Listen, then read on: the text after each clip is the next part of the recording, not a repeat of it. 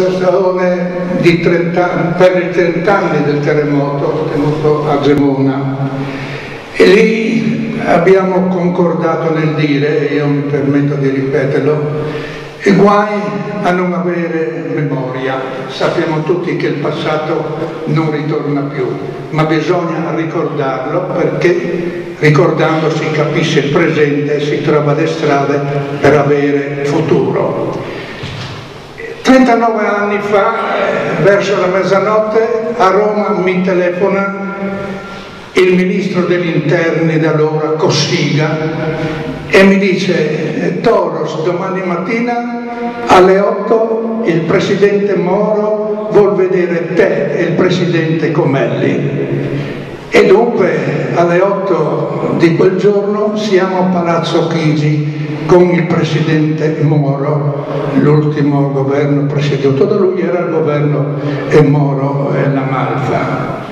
Parole di circostanza, ma prima anche mi aveva un po' preoccupato la telefonata di Cossiga, perché con parole di circostanza mi spiegava non che era arrivato il terremoto, diceva: sa, per il momento purtroppo si parla di centinaia di morti e migliaia di feriti. Allora capì il disastro che aveva colpito il Friuli. Naturalmente ci presentiamo io e Comelli a Palazzo Chigi e Moro, parole adatte al momento, mi dice a me e a Comelli: abbiamo preparato un decreto che ci auguriamo venga convertito in legge.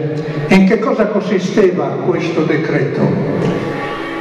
Ricostruzione e sviluppo del Friuli, perché noi con la parola sviluppo, diventata poi vincolante quando arrivò la legge, abbiamo potuto realizzare immediatamente le pratiche per la costituzione dell'università, il raddoppio della Punta e l'autostrada, tutte cose combattute, popolo che si agitava giustamente, però a Roma abbiamo potuto realizzare questi obiettivi con la conversione del famoso decreto in legge.